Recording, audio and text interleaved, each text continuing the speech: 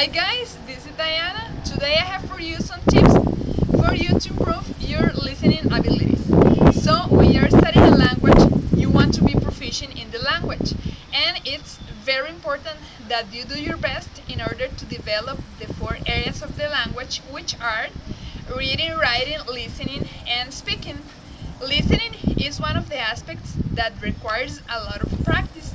So let me tell you that if you are going to classes and listening to your teachers, that is not enough. You must dedicate time, practice at home, and do your best. So I have for you some recommendations. The first one is that you watch the movies in English. So you have two options. You can read the subtitles in English, not in Spanish, in English, or you could pay attention to what the characters are saying. The second one is listen to your favorite music. So you're gonna look for the lyrics and try to sing the songs as accurate as you can. This is very amusing and also is useful. The third one is that you watch as many videos on YouTube as you can.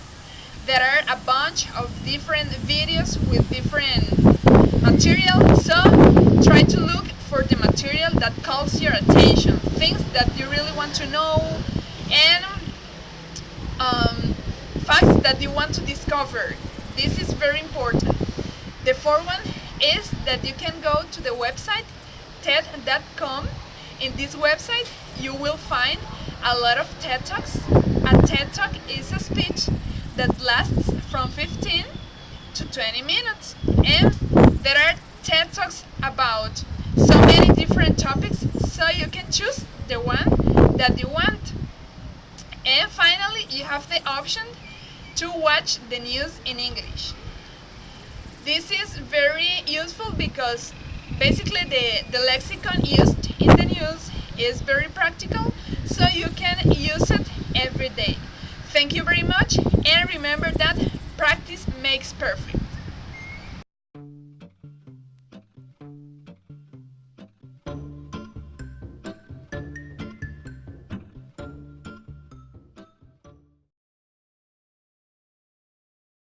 Hello guys, I am Mariana. I remember when I was a child, I had a really good friend. It was my best friend.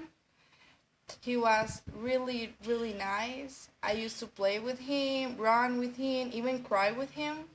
I even gave him my favorite toy. It was black with brown spots. Yes, it was my dog. It was my pet. His name was Bowie. I really spent a really good time with him. Because of this, I decided to talk about the benefits of having a pet at home. A pet can change your mood. Petting a dog or a cat or just watching them while they are playing can definitely change your bad mood because the levels of cortisol, which is the hormone related to stress, will decrease, and the one related to happiness, which is called serotonin, will increase. That's why having a pet can have positive effects on your emotions. Having a pet can also help you fight depression. Your pet can easily take you out of your routine because it will need you to take care of all of its needs. For example, take him out for a walk, feed him, or just brush him. This will take your mind off your problems. Another interesting point is that studies have shown that children who have grown up with cats and dogs have developed a stronger immune system, so they are less likely to develop allergies, and this will keep them healthy as they get older.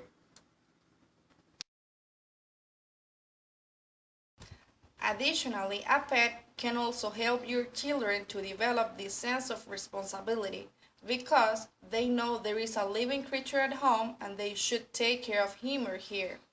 So this is a really good quality that they will have for the rest of their lives.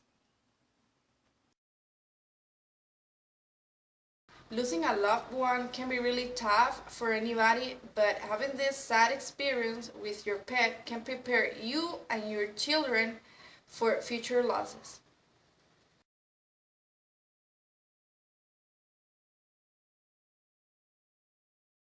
So remember, you don't need to go to a pet store to get a pet.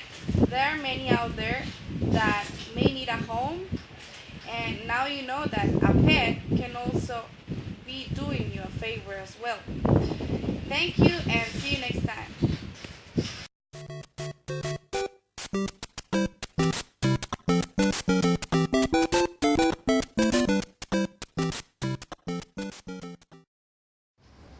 Hello game lovers, this is Neskins. Today we're going to review Nintendo game consoles from the 90s. Super Nintendo was released first in Japan in 1990, but in that moment the machine was called Super Famicom. In 1991, the console was released in America, and it was called Super Nintendo Entertainment System. As you can see, this machine was bigger than the previous one. It has the on-off button, as you can see, the reset button, and the innovation, the eject button. You just have to press this button like this, and the cartridge goes out. Nintendo decided to keep cartridges because they were easy to carry and they catch the attention of the audience. Also, Nintendo decided to keep the AV cables like this one, so you can connect this cable and you can have stereo sound. It has RCA connectors. We have here the control had another innovation because they put buttons on the shoulders, so that right button and the left button. In 1997, Nintendo released the Super NES Junior. This one is smaller. It has the on, off button too, the reset button, but it doesn't have the eject button.